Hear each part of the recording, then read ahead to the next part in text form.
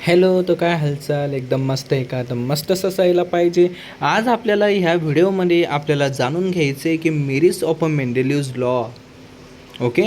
मेंडेलिव्हज periodic टेबलमध्ये त्यांचे काय म्हणजे चांगले गुण होते, आज आपल्याला हे जाणून घ्यायचे.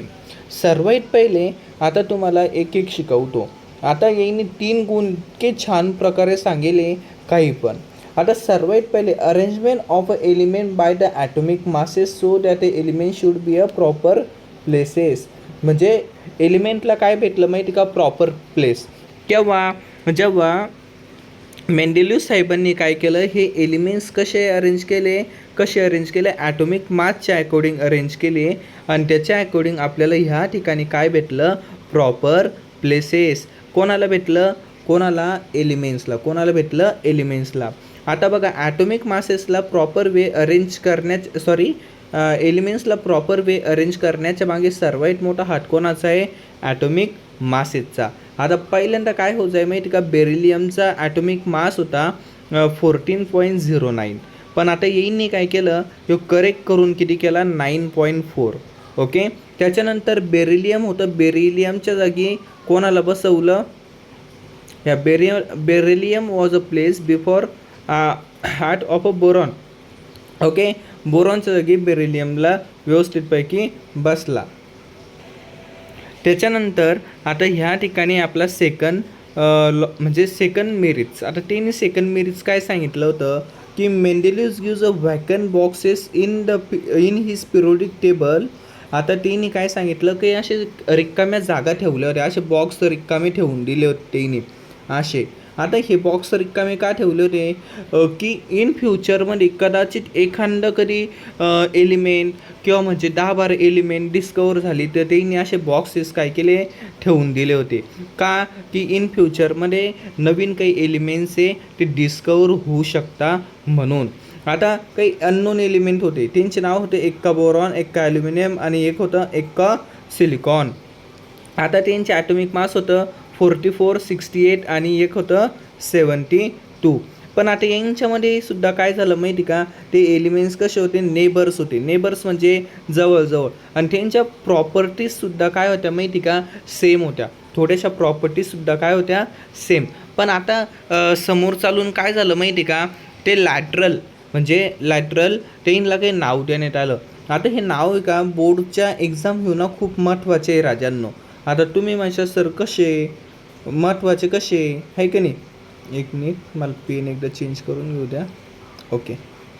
आता बघा, एक्का बोरॉनला आपण नाव ह्या ठिकाणी काय दिलं? एक्का बोरॉनला दिलं स्कॅन्डियम, एक्का ॲल्युमिनियमला गॅरेलियम आणि एक्का सिलिकॉनला काय दिलं? जर्मेनियम. ही 3 नावं एकदम परफेक्टली लिहून घ्या, कारण हे काय? IMP. काय? IMP. ओके. कारण हे जे नावं आहे ते डायरेक्ट तुमच्या परीक्षामध्ये विचारल्या जाऊ शकते. आणि अजून पहा, तिसरा आता मेरिट्स काय दिलं भाऊ नाही की ही do not give a reserve places for a Nobel gas. त्यांनी नोबल गॅसेससाठी रिझर्व प्लेसेस नाही दिले, पण मग काय केलं? त्यांनी डायरेक्टली एक झिरोड ग्रुप दिला. कोणासाठी? नोबल गॅसेससाठी. कोणासाठी दिला झिरोड ग्रुप? नोबल गॅसेससाठी. ह्या ठिकाणी काय केलं? त्यांनी झिरोड ग्रुप दिला. आय होप हे तुम्हाला तिन्ही पण पॉईंट एकदम क्लिअर झाले असेल. वरच्यात आपण रिवाईज करून घेऊ. सर्वात पहिले त्यांनी अरेंजमेंट केलं ॲटॉमिक मासेसच्या अकॉर्डिंग.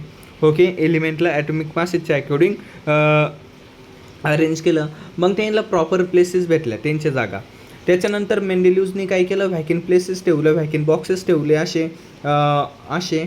ओके. काहून की इन फ्युचरमध्ये नवीन डिस्कवरी झाली तर त्याच्यामध्ये ठेवू शकेल की आता अननोन एलिमेंट्स होते त्यांना काही आता इन फ्युचरमध्ये नाव दिले. एक का बोरॉनला स्कॅन्डियम दिलं, एक का ॲल्युमिनियमला जर्मेनियम, एक का सिलिकॉनला एक का ॲल्युमिनियमला गॅलेलियम आणि एक का सिलिकॉनला जर्मेनियम.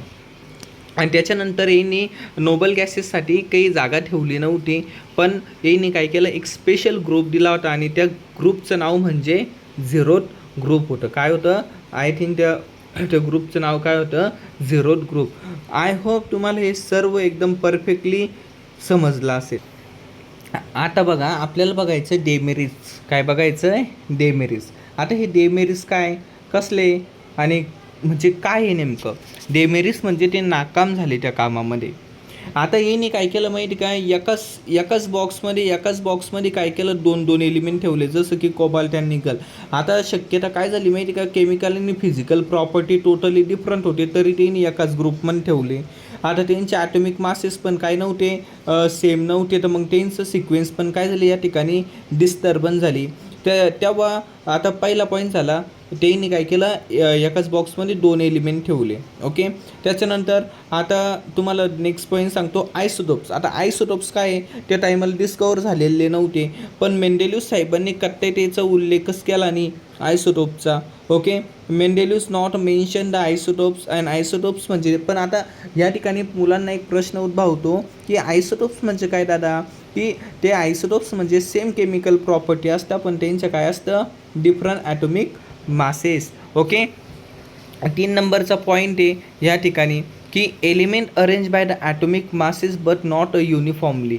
आता ह्या ठिकाणी एलिमेंटला कसं अरेंज केलं यांनी, ॲटॉमिक मासेसच्या अकॉर्डिंग अरेंज केलं, पण ते कसे नव्हते, युनिफॉर्मली नव्हते. कसे नव्हते, uniformly. Prediction is a difficult, how many elements came between the two heavy elements.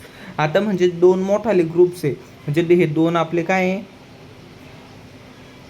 हे दोन मोठाले आपले एलिमेंट्स आहे, पण यांच्या दोघांच्या मध्ये किती एलिमेंट येत आहे हेच आपल्याला ह्या ठिकाणी समजत नव्हतं. ओके. तर याच्यामध्ये आपल्याला डिफिकल्टीज जात होती, दोन हेवी एलिमेंटच्या मध्ये नेमकी किती एलिमेंट्स आहे हे आपल्याला समजत नव्हतं ॲटॉमिक मासेसच्या अकॉर्डिंग.